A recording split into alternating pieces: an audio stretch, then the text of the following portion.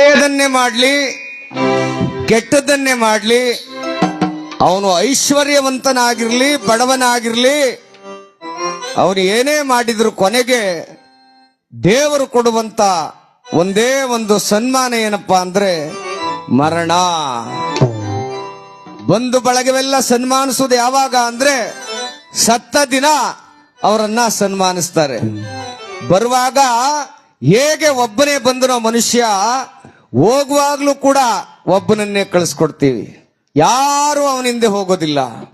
ಯಾರು ಹೆಂಡತಿ ಆಗ್ಲಿ ಮಕ್ಕಳಾಗ್ಲಿ ಬಂಧು ಬಳಗವಾಗ್ಲಿ ಕೇವಲ ಚಿತೆ ಹತ್ರ ಮಾತ್ರ ಹೋಗಿ ನಿಲ್ತೇವೆ ವಿನಃ ಅಲ್ಲಿಂದ ಆಚೆಗೆ ಯಾವುದು ಹೋಗೋದಿಲ್ಲ ನಾವು. ಅದಕ್ಕೆ ಇರುವಷ್ಟು ದಿನ ಒಳ್ಳೆಯದನ್ನೇ ಮಾಡಿ ಹಾಗಂತ ಸಾವಿನಿಂದ ತಪ್ಪಿಸ್ಕೊಳ್ಳಕ್ ಸಾಧ್ಯ ಇಲ್ಲ. ಆದ್ರೆ ಭಗವಂತನ ಆಶೀರ್ವಾದದಿಂದ ಯಾವತ್ತೂ ತಪ್ಪಿಸ್ಕೊಳ್ಳಿದ್ದಕ್ಕೆ ಸಾಧ್ಯ ಇಲ್ಲ. ಅವನ ಆಶೀರ್ವಾದ ಯಾವಾಗ್ಲೂ ಇದ್ದೇ ಇರುತ್ತೆ. ಇಲ್ಲಿ ಆವೇಶ ಬೇಡ, ಆಕ್ರೋಶ ಬೇಡ, ಅತಿಯಾಸೆ ಬೇಡ, ಅಹಂಭಾವ ಬೇಡ, ದ್ವೇಷ, ಅಸೂಯೆ, ನಾನು ನನ್ನದು ಅಂತಕ್ಕಂಥ ಈ ಎಲ್ಲ ದುಷ್ಕೃತ್ಯಗಳನ್ನ ಸುಟ್ಟಾಕಿದ್ರೆ ಮಾತ್ರ ಮನುಷ್ಯನಿಗೆ ಒಂದು ಬೆಲೆ. ಯಾಕೆಂದ್ರೆ ನೀವು ಸ್ಮಶಾನದಲ್ಲಿ ಮಲಗಿಸಿ ಚಿತೆಗೆ ಬೆಂಕಿ ಇಡುವಾಗ ನಾವೆಲ್ಲ ಅನ್ಕೊಳ್ತೀವಿ ಮುಂದೊಂದು ದಿನ ನಾವು ಇದೇ ರೀತಿ ಉರಿದೋಗ್ತೀವಲ್ಲಪ್ಪ, ಯಾಕೆ ನಾವು ಅಹಂಕಾರ ಪಡಬೇಕು ಅಂತೇಳಿ. ಅದಕ್ಕೆ ತಿಳಿದಂತವ್ರು ಹೇಳ್ತಾರೆ, ಯಾರು ಬರುವರು ನಿನ್ನ ಹಿಂದೆ ಯಮಭಟರು ಬಂದು ಸೆಳೆದೊಯ್ಯುವಾಗ, ಯಾರು ಬರುವರು ನಿನ್ನ ಹಿಂದೆ.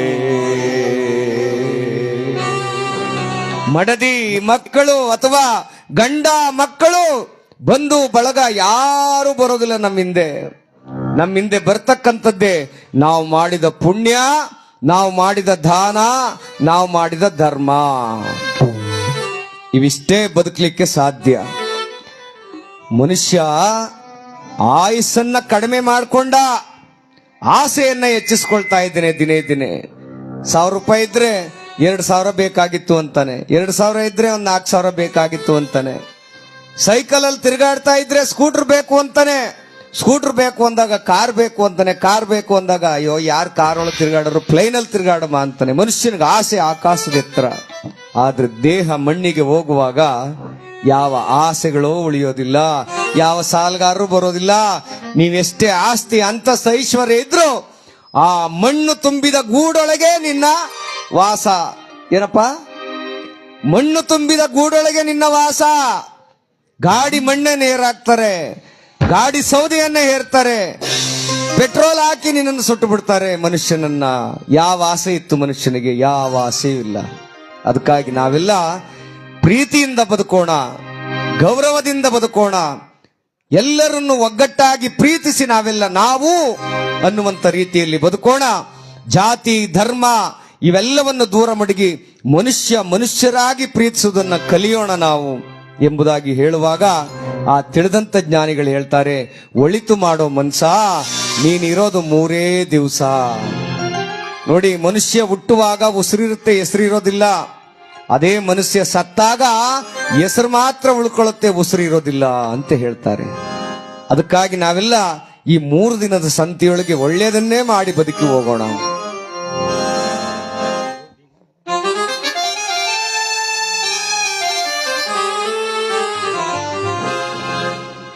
ಸ್ವರ್ಗ ನರಕ ಎಲ್ಲ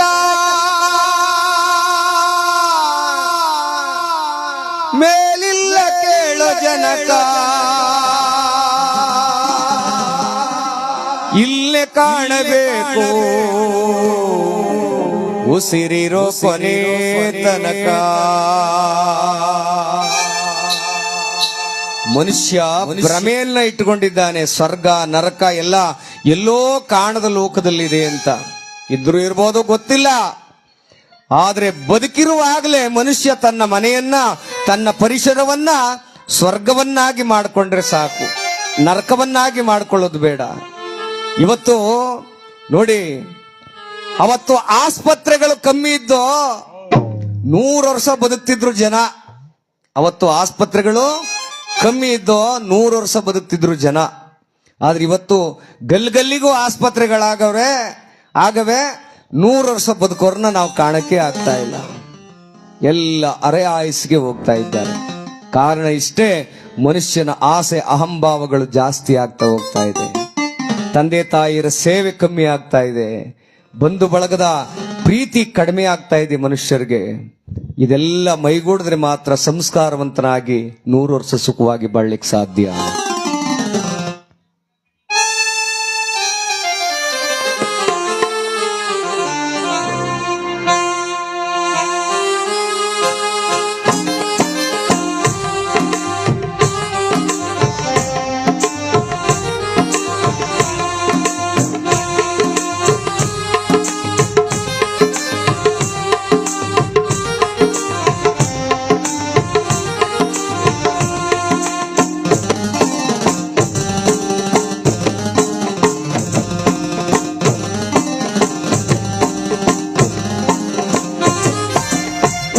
ಮಾಡು ಮನಸ ನೀನಿರೋದು 3 ದಿವಸ.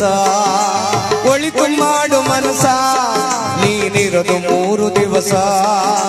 ಉಸಿರು ನಿಂತ ಮ್ಯಾಲೆ ನಿನ್ನ ಹೆಸರು ಹೇಳುತ್ತಾರ. ಉಸಿರು ನಿಂತ ಮ್ಯಾಲೆ ನಿನ್ನ ಹೆಸರು ಹೇಳುತ್ತಾರ. ಹೆಣ ಅನ್ನುತ್ತಾರ, ಮಣ್ಣಾಗ ಉಳುತ್ತಾರ, ಚಚ್ಚ ಕಟ್ಟುತ್ತಾರ, ಸುಟ್ಟು ಹಾಕುತ್ತಾರ. ಒಳಿತು ಮಾಡು ಮನಸ ನೀನಿರೋದು 3 ದಿವಸ. ಒಳಿತು ಮಾಡು ಮನಸ ನೀನಿರೋದು 3 ದಿವಸ.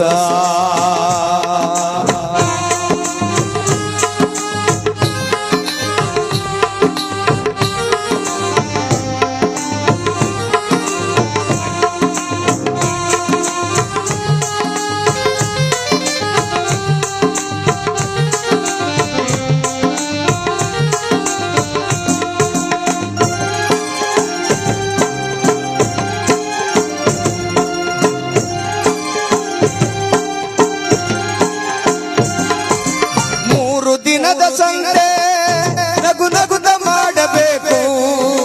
ವೇಷವೆಂಬ ಕಂತೆ ನೀ ಸುಟ್ಟು ಹಾಕಬೇಕು.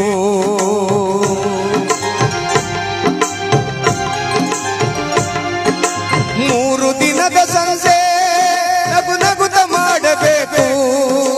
ವೇಷವೆಂಬ ಕಂತೆ ನೀ ಸುಟ್ಟು ಹಾಕಬೇಕು. ಪ್ರೀತಿ ಪ್ರೇಮ ಹಂಚಿ ನೀನು ಹೋಗಬೇಕು ಅಲ್ಲಿ. ಸತ್ತ ಮೇಲೂ ನಿನಗೆ ಹೆಸರು ಉಂಟು ಇಲ್ಲಿ. ಪ್ರೀತಿ ಪ್ರೇಮ ಹಂಚಿ ನೀನು ಹೋಗಬೇಕು ಅಲ್ಲಿ. ಸತ್ತ ಮೇಲೂ ನಿನಗೆ ಹೆಸರು ಉಂಟು ಇಲ್ಲಿ. ಭೂಮಿಯಲ್ಲಿರೋದು ಬಾಡಿಗೆ ಮನೆಯಾಗೆ ಮ್ಯಾಲೆ ಹೋಗಬೇಕು. ನಮ್ಮ ಸ್ವಂತ ಮನೆಗೆ ಬರಲು ಏನು ತಂದೆ, ಬರದು ಏನು ಹಿಂದೆ. ಒಳಿತು ಮಾಡು ಮನಸ ನೀನಿರೋದು 3 ದಿವಸ. ಒಳಿತು ಮಾಡು ಮನಸ ನೀನಿರೋದು 3 ದಿವಸ.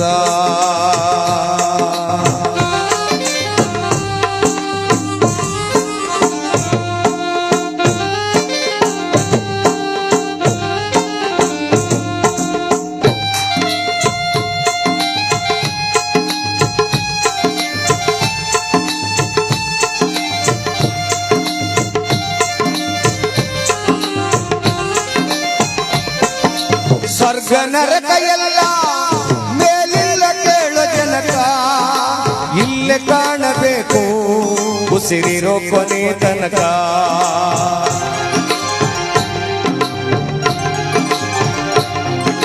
ಸ್ವರ್ಗ ನರಕ ಎಲ್ಲ ಮೇಲಿಲ್ಲ ಕೇಳೋ ಜನಕ. ಇಲ್ಲೇ ಕಾಣಬೇಕು ಉಸಿರಿರೋ ಕೊನೆ ತನಕ. ನಾನು ನಾನು ಎಂದು ನೀ ಮೆರೆಯಬೇಡ ಮೂಡ. ನಾನು ಎಂಬುದು ಮಣ್ಣು ನೀ ಮರೆತು ಹೋಗಬೇಡ.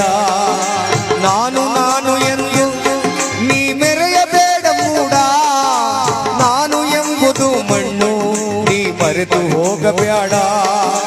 ದೇಶವೆಂಬ ವಿಷವ ಕುಡಿಯ ಬ್ಯಾಡ ಮೂಡ ಪ್ರೀತಿ ಅಮೃತವಾ ಒಮ್ಮೆ ಸವಿದು ನೋಡ ಅದೇ ಸ್ವರ್ಗ ಕೇಳ ಮನುಜನಾಗಿ ಬಾಳ ಏ ಒಳಿತು ಮಾಡು ಮನಸ ನೀನಿರೋದು 3 ದಿವಸ ಒಳಿತು ಮಾಡು ಮನಸ ನೀನಿರೋದು 3 ದಿವಸ ಉಸಿರು ನಿಂತ ಮ್ಯಾಲೆ ನಿನ್ನ ಹೆಸರು ಹೇಳುತ್ತಾರ ಉಸಿರು ನಿಂತ ಮ್ಯಾಲೆ ನಿನ್ನ ಹೆಸರು ಹೇಳುತ್ತಾರ ಹೆಣ ಅನ್ನುತ್ತಾರ ಮಣ್ಣಾಗ ಉಳುತ್ತಾರ ಚಡ್ಡ ಕಟ್ಟುತ್ತಾರ ನಿನ್ನ ಸುಣಸು ಹಾಕುತ್ತಾರ ಒಳಿತು ಮಾಡು ಮನಸ ನೀನಿರೋದು 3 ದಿವಸ ಒಳಿತು ಮಾಡು ಮನಸ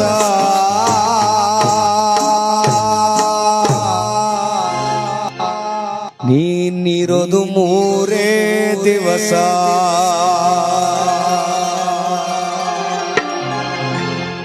ಅಹಂಕಾರವನ್ನ ಬಿಟ್ಟು ನಾವೆಲ್ಲ ಪ್ರೀತಿ ಎಂಬ ಆ ದಾರಿಯಲ್ಲಿ ಸಾಗೋಣ. ಯಾಕೆಂದ್ರೆ ಸಾವು ಸಾವು ಸಾವು ಅಂತಕ್ಕಂಥ 2 ಅಕ್ಷರ ಮನುಷ್ಯನನ್ನ ಬಹಳ ಹದಗೊಳಿಸ್ತಾ ಇದೆ ಇತ್ತೀಚೆಗೆ. ಸಾವು ಎಂಬ 2 ಅಕ್ಷರ ಮನುಷ್ಯನ ಜೀವನವನ್ನ ಹದಗೊಳಿಸ್ತಾ ಇದೆ. ಅದಕ್ಕೆ ಪ್ರತಿಯೊಬ್ಬರಿಗೂ ಸಾವು ಬರೋದೇ, ಇಲ್ಲಿ ಯಾರು ಶಾಶ್ವತವಾಗಿರೋದಿಲ್ಲ. ಆದ್ರೆ ಯಾರಾದ್ರೂ ಮಣ್ಣಿನ ಕೆಲಸ ಮಾಡುವಾಗ ಅಥವಾ ಗುಂಡಿ ತೋಡುವಾಗ ಒಂದು ಸಾಕ್ಷಿ ಗುಡ್ಡೆ ಅಂತ ಬಿಟ್ಟಿರ್ತಾರೆ, ನೋಡಿರ್ಬೇಕು ತಾವೆಲ್ಲ, ಹಿರಿಯರು ಗೊತ್ತಿರ್ತದೆ. ಎಷ್ಟು ಆಳ ಇತ್ತು, ಎಷ್ಟು ಎತ್ತರ ಇತ್ತು ಅಂತೇಳಿ ಒಂದು 2-3 ಗುಡ್ಡೆಯನ್ನ ಸಾಕ್ಷಿ ಗುಡ್ಡೆ ಬಿಟ್ಟಿರ್ತಾರೆ. ಏನಿದ್ರ ಅರ್ಥ ಅಂದ್ರೆ ಇಷ್ಟು ಆಳ ಇತ್ತು ಮಣ್ಣು, ಇಷ್ಟನ್ನು ತೆಗೆದಿದ್ದೀವಿ ಅಂತ ಆ ಯಜಮಾನನಿಗೆ, ಮಾಲೀಕನಿಗೆ ತೋರಿಸೋದಕ್ಕೆ. ಹಾಗೆ ನಾವು ಇಲ್ಲಿ ಪರಮಾತ್ಮನಿಗೆ ತೋರಿಸ್ಬೇಕಾದ್ರೆ ನಮ್ಮ ಸಾಕ್ಷಿ ಗುಡ್ಡೆಯನ್ನು ಬಿಟ್ಟು ಹೋಗಬೇಕು. ಹಸಿದವರಿಗೆ ಅನ್ನ ಹಾಕುವುದು ಪುಣ್ಯವಾದ ಕಾರ್ಯ, ಬಳಲಿ ಬಂದವರನ್ನ ನೀರು ಕೊಟ್ಟು ಸಂತೈಸುವುದು ಪುಣ್ಯವಾದ ಕಾರ್ಯ, ಏನಾದ್ರೂ ಕಷ್ಟ ಅಂದಾಗ ಅವ್ರ ಜೊತೆ ನಿಂತು ಅವ್ರಿಗೊಂದು ಮಾತಿನ ಸಹಾಯವನ್ನ ಮಾಡೋದು ಪುಣ್ಯವಾದ ಕಾರ್ಯ. ಇದೇ ಮನುಷ್ಯನ ಜೀವನದ ಆಸ್ತಿ.